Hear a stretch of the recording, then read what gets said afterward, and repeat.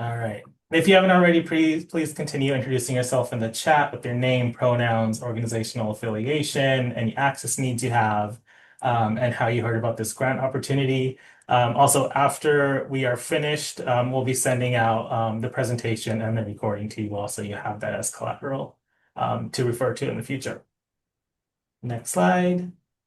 Quick agenda. We'll do an introduction on Social Justice Fund, the organization, and some information about our grant making. We'll give you an overview and context of this actual grant making fund. We'll share a timeline with you. We'll go over what the application looks like, how you can access the portal, what sort of attachments you'll need, and then there's space at the end for questions. So if you have any questions, please stay on. Next slide. Cool. Starting with the SGF intro, I'll pass it to Vale, our ED.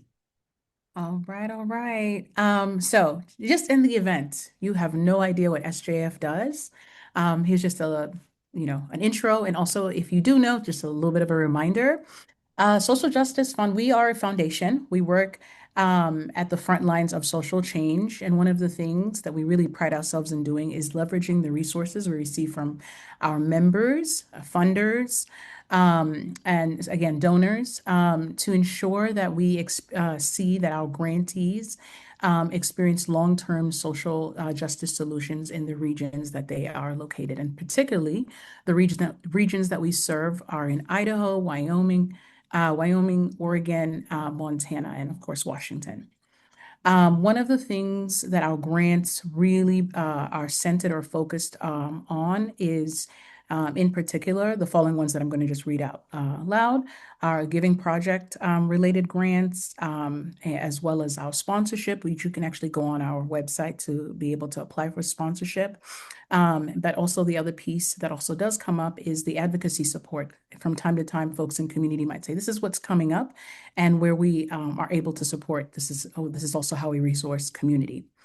In 2026 in particular, our grant cycles will look like as follows. Our GP, which is our Giving Project, one that is currently open, our Emerging Justice Fund, our Seed Grant, and our Tenant and Housing Justice.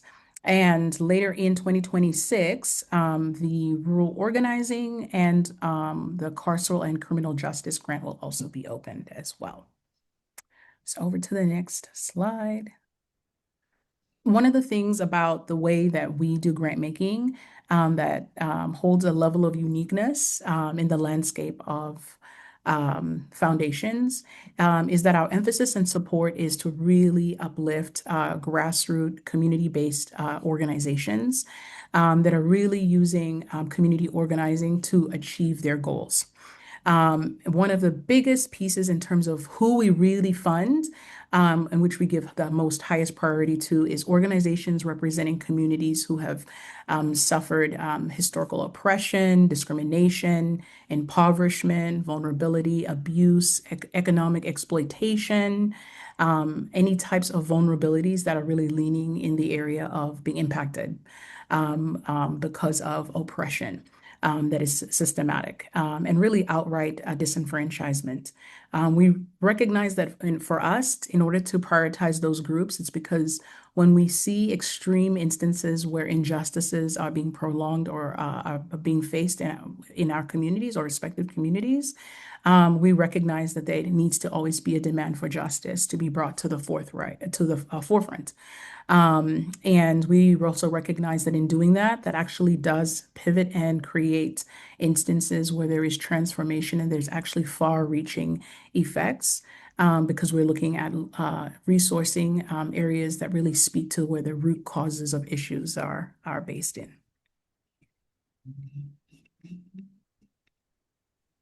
Thank you, Vale. We can go to the next slide. I'll share a little bit of information about our general grant making. Our grants span a wide variety of issues and invest in some of the most under-resourced and innovative organizations making effective social change. Our members recognize that community organizing takes time and that the benefits of funding this strategy far outweigh the risks.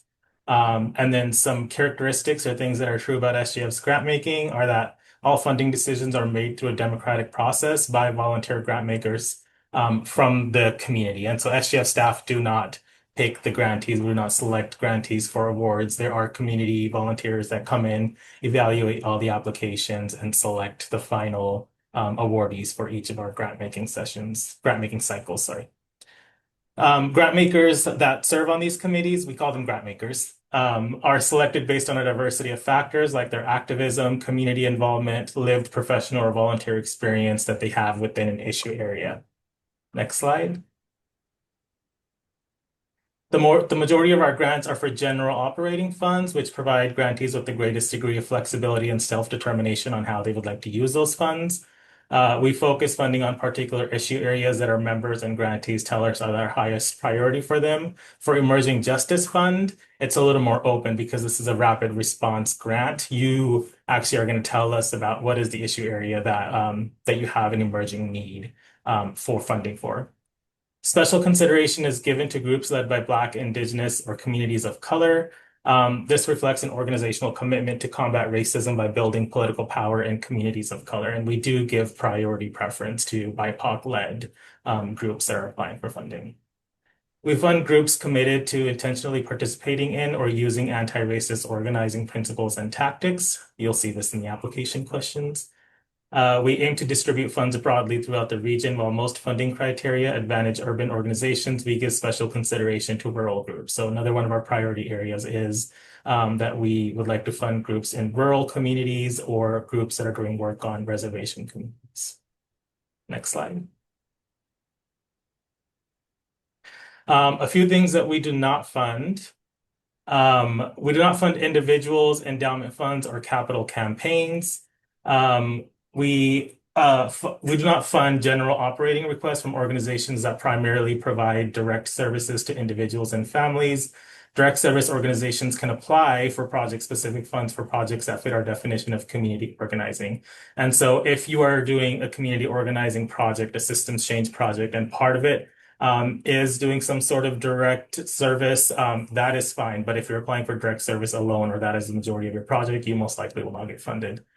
We also do not fund publications, reports, workshops, classes, conferences, media events, arts, theater production, research, or litigation efforts unless they are part of an ongoing community organizing effort. You're going to hear community organizing a lot, and we're going to get a little bit deeper into it later, but all of the grants we fund are community organizing grants. Next slide. We do not fund environmental work unless it is aimed at achieving social justice goal, like environmental justice. For example, SJF generally will not fund recycling or resource conservation projects, but we can fund community organizing projects addressing environmental threats that disproportionately harm communities of color or low-income communities.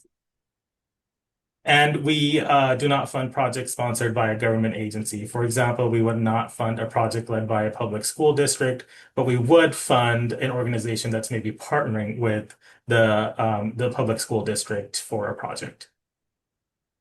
Next slide. All right, I'm going to get into the specifics of the Emerging Justice Fund now. These grant awards are $10,000 one-year rapid response grants. The focus is community organizing around urgent and emerging needs in Idaho, Montana, Oregon, Washington, and Wyoming. We give priority consideration to BIPOC-led organizations. 51% or more folks in the organization must be BIPOC-led, and we'll get into how you can give us that breakdown in your application.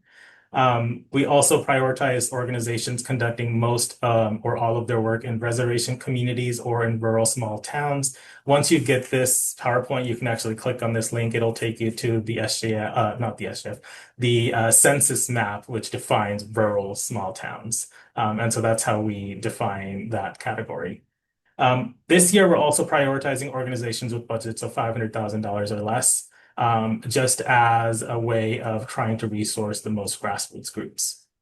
Next slide. A quick definition of how we define emerging justice. Emerging is becoming apparent or prominent. The EJF fund will direct unrestricted funds to resource groups, organizing for communities targeted by federal, state, and local policies. This grant will fund organizations that meet SJF's community organizing framework and prioritize communities underrepresented in traditional grant making. Organizations may only receive one EJF award per calendar year. Funding decisions will be made 3 times in 2026. We'll announce the first round of awardees in April, second round in July, and the last and third round in October. Next slide. All right, our community organizing framework. For grant screening, we evaluate grants in these following areas. When we get into the grant applications, you'll see that our application questions directly align with these 6 characteristics that we look for in all grants that we fund. If your project or organization does not meet these 6 characteristics of community organizing, it most likely will not get selected for funding. So first, we look for led by. Your project must be led by people most directly affected by the issues the organization is working on. This is something that you are going to identify. Again, because we operate in this trust-based philanthropy model, we trust that the information we give you is true for your project. Secondly, your project continually builds leadership from within its own membership base or community. So those folks that you identified as being the most affected by this issue should also be the folks that you're building, that you have some sort of pipeline to build into leadership within your organization. You work to understand and address the root causes of the issue, not just the symptoms.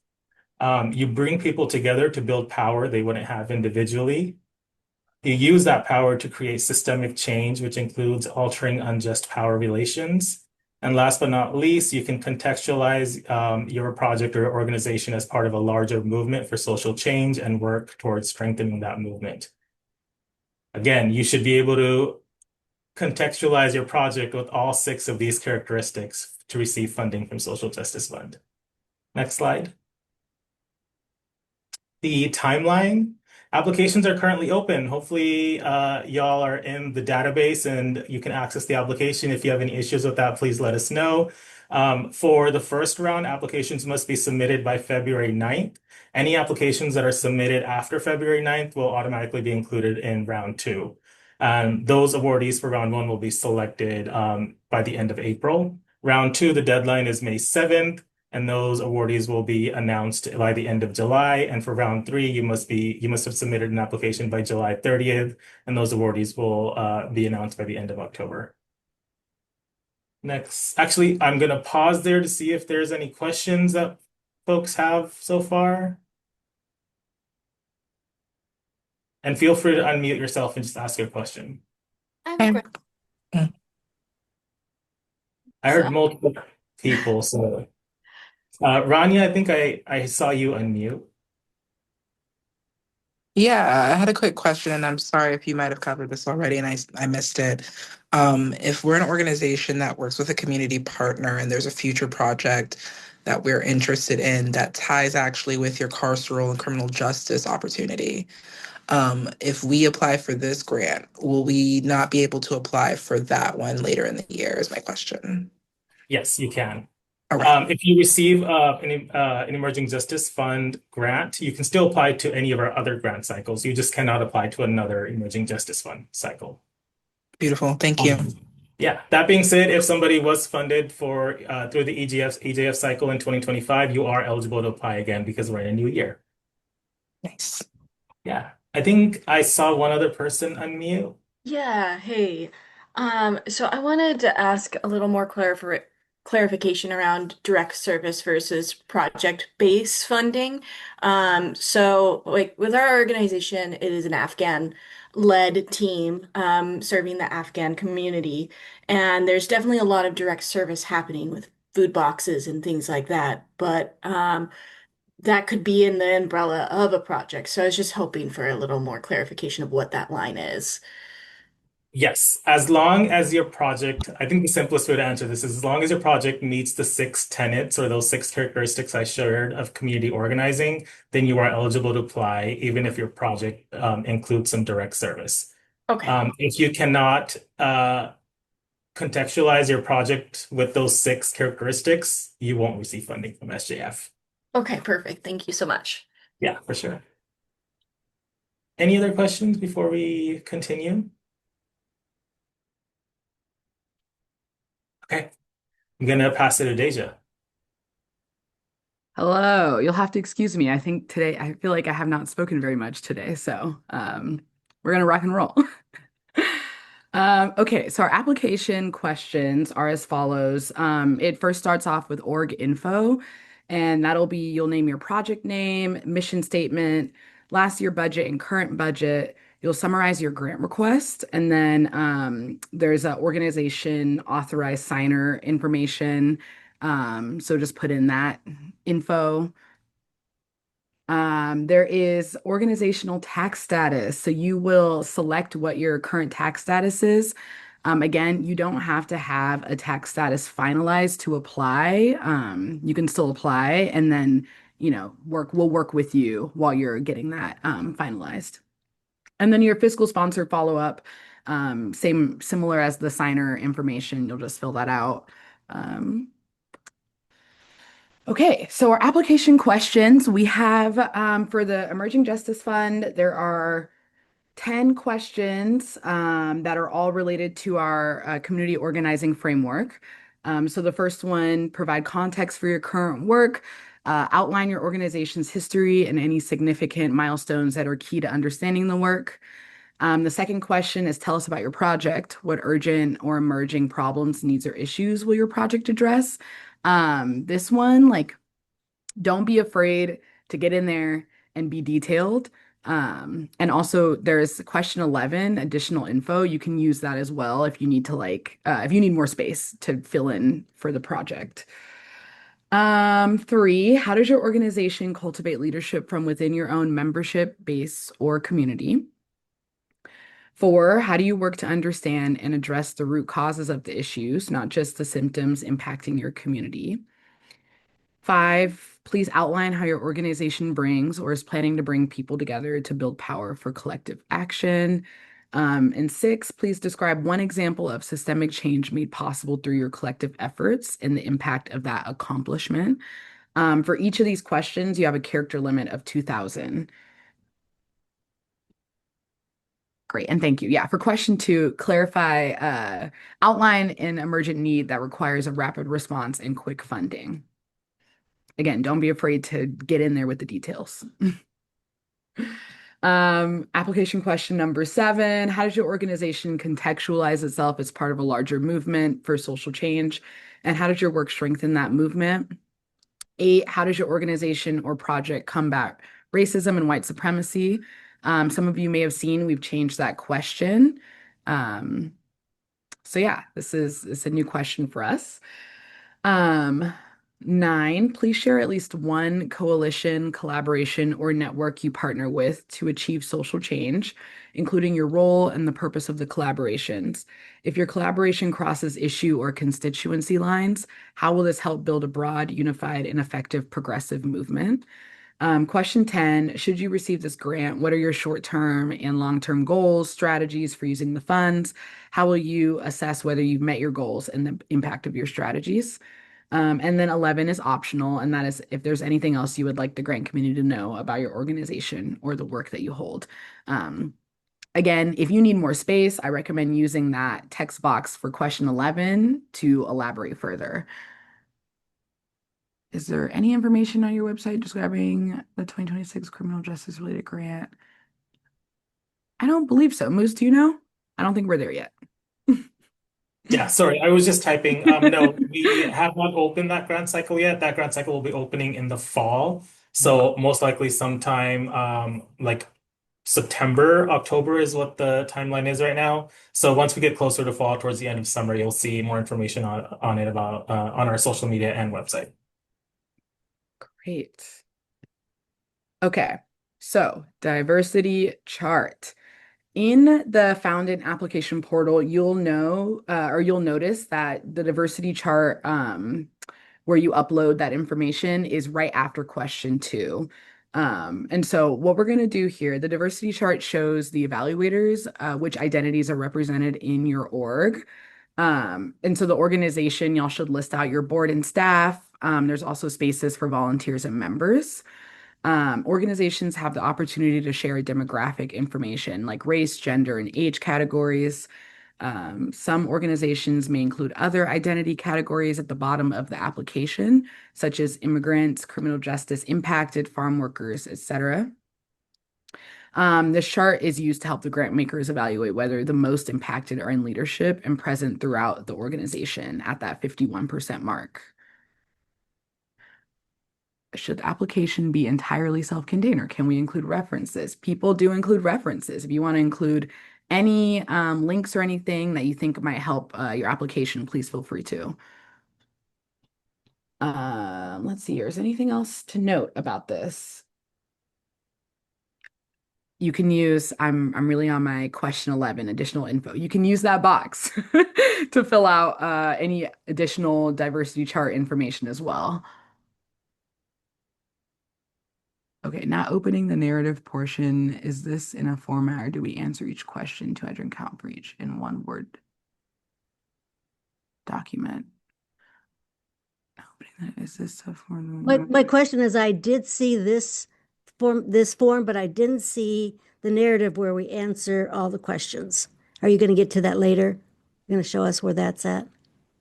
For the 11 questions you want us to do a response for? Yeah, just to clarify, Carla, did you see it in the grant portal and found it?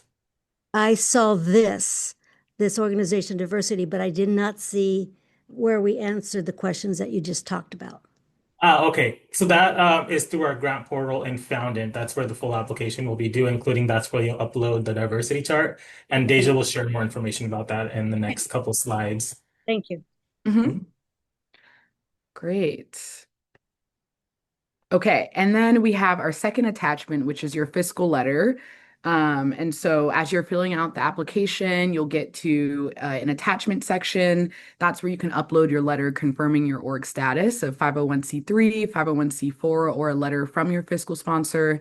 If your org is a C4, grant funds from SJF cannot be used for lobbying or endorsing an elected official. And then orgs without a fiscal sponsor can apply for funding, but you must be in the process of securing a fiscal sponsor. Grant funds will not be distributed until SGF receives a signed fiscal sponsorship agreement. So we'll hold on to that money for a bit while you're getting that sorted. All right, are there any questions about the application portion? I've got a quick question on the last part that you just spoke on. Is a signed letter confirming the fiscal sponsor relationship? Is the fiscal sponsor agreement sufficient to include in that section? Yes.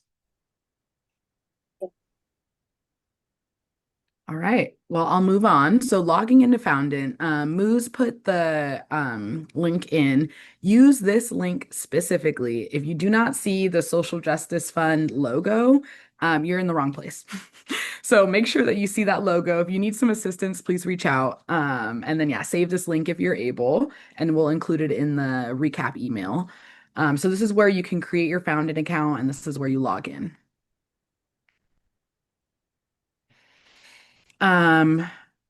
Okay, so then we wanted to give you all a quick little snippet of our viewing applications and our evaluation forms. When evaluators are going in and reading and scoring the grants, this is kind of what it looks like from their end. So they'll give you a score of 1 to 4 for each category of the community organizing criteria. And then the final score does not automatically qualify you for funding. It's a starting point for decision-making conversations. Awardees will be selected by grant makers through that democratic decision-making process that we talked about. Incredible. Questions, comments, concerns?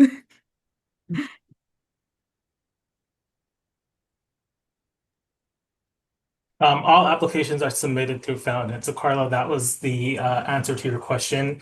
You'll want to go to that link that I put in the chat. It should have the SJF logo on it. If your organization already does not have an account, click create account. It's absolutely free. You can create an account and then apply for any and all SJF grants through that portal. And if you're having login issues, email the grants at, and it will be me that will be emailing you to help you get back in.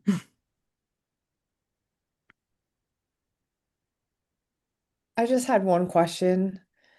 Um, our work, we currently have been doing work in Nevada, and have been requested by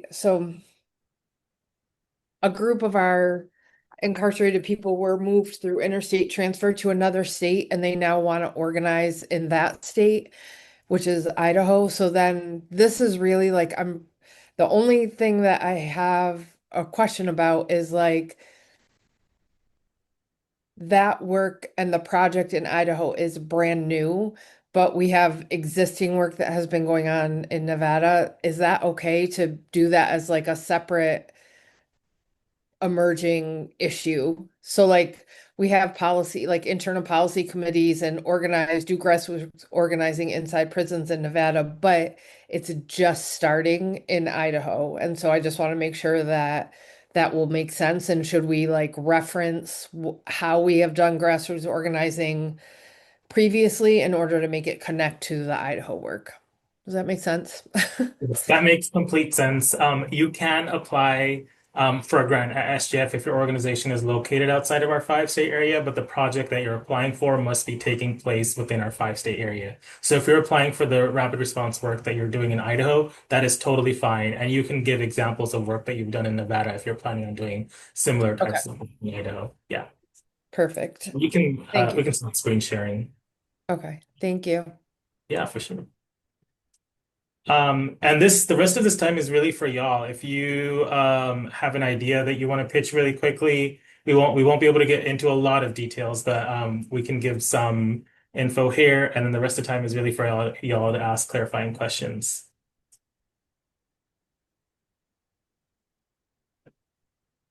Can I ask a quick question? Of course. Great. I think you said it, but I just wanted to confirm that I heard correctly because I got pulled away for a sec. But you said that an organization can receive one grant from SJF in the year, right? So if we're planning to apply for housing for the upcoming RFP, can we also apply for the Emergent Fund? Yes. You can receive one Emerging Justice Fund grant per year. So Okay, you just wouldn't be one able to emergent. apply for Emerging Justice Fund a second time if you've already received it once in 2026. But yeah, you can apply for any other grant as well. Okay, and they could theoretically be concurrent overlapping. Yes. Okay.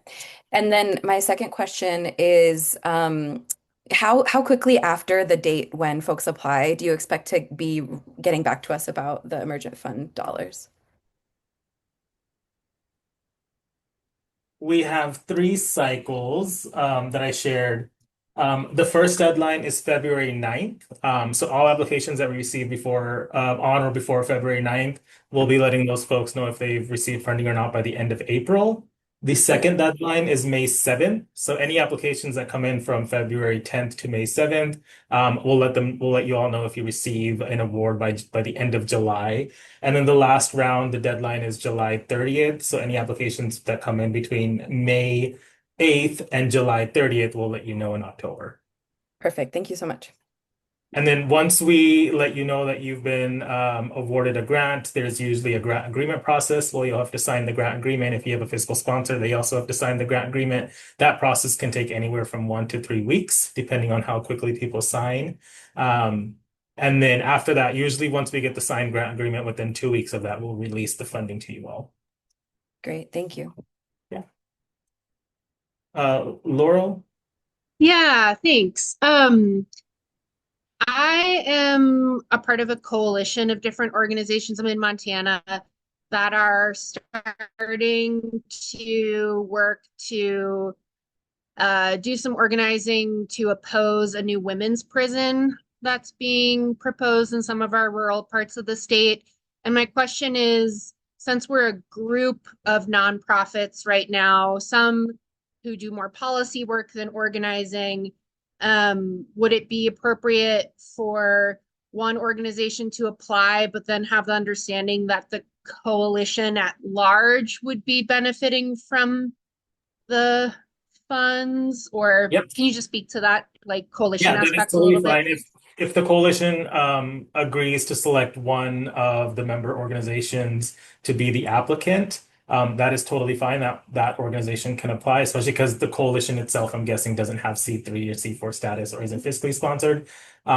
if the coalition does have any one of those, then you could apply as a whole coalition. But just be clear, in the application, if you're applying through one of the orgs, that like these are all the member organizations of the coalition. Here's the work that each organization is going to be doing. There is a specific question in there as well about coalitions and community partnerships. So definitely put that information there. Yeah.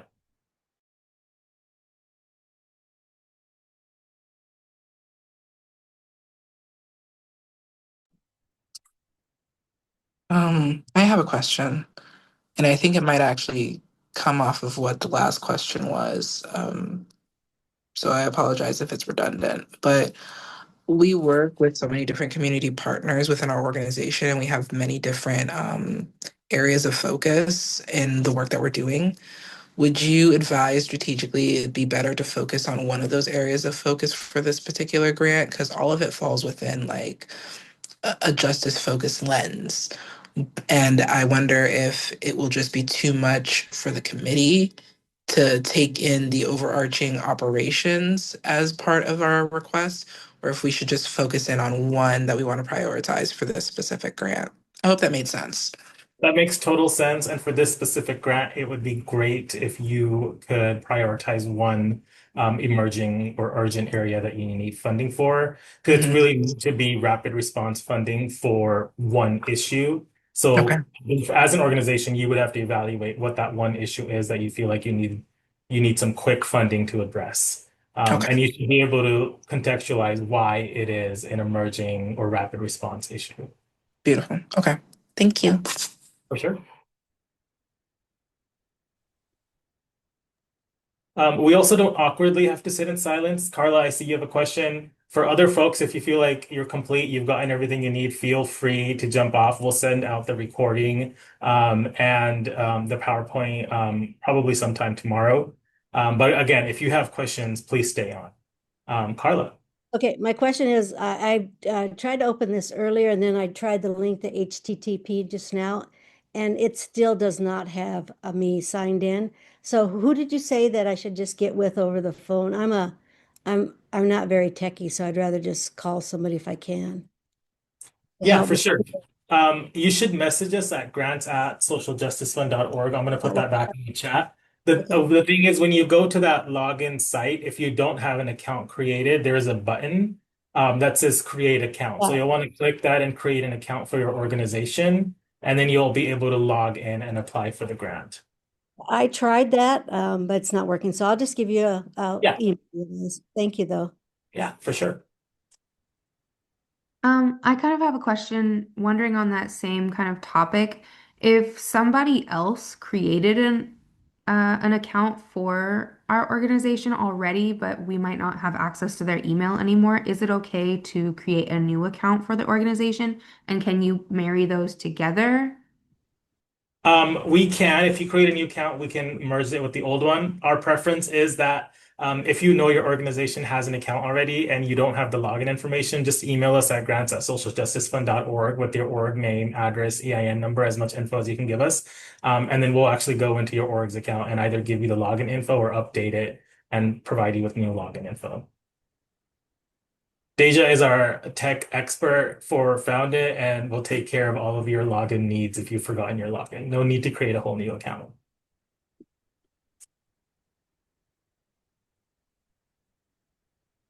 Any other questions?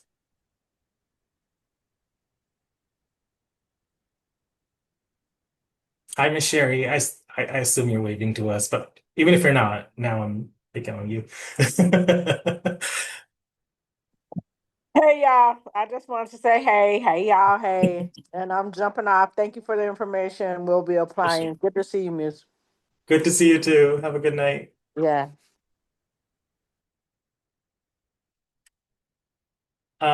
Yeah, if folks don't have any other questions, feel free to jump off. We'll staff, Deja and I will stay on for a couple more minutes in case anyone else has more questions. And if any questions come up later, feel free to email us at grants@socialjusticefund.org.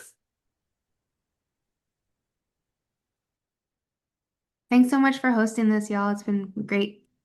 For sure. Thank you, Carmen. Thank you, Christy. Hi, Y'all have a good Carmen. night. Hi, Deja. Hi.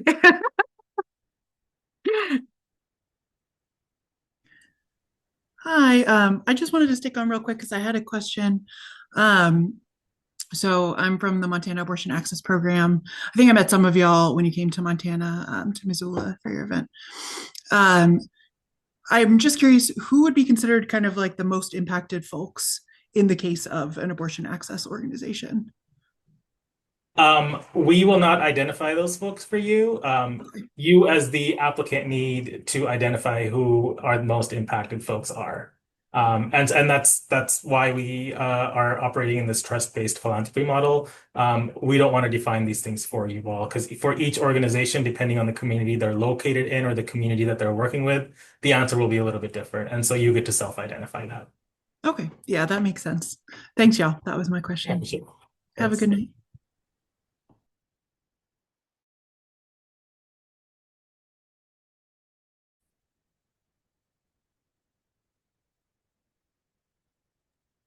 All right, I'm not seeing anyone else unmute, so I'm going to go ahead and stop the recording.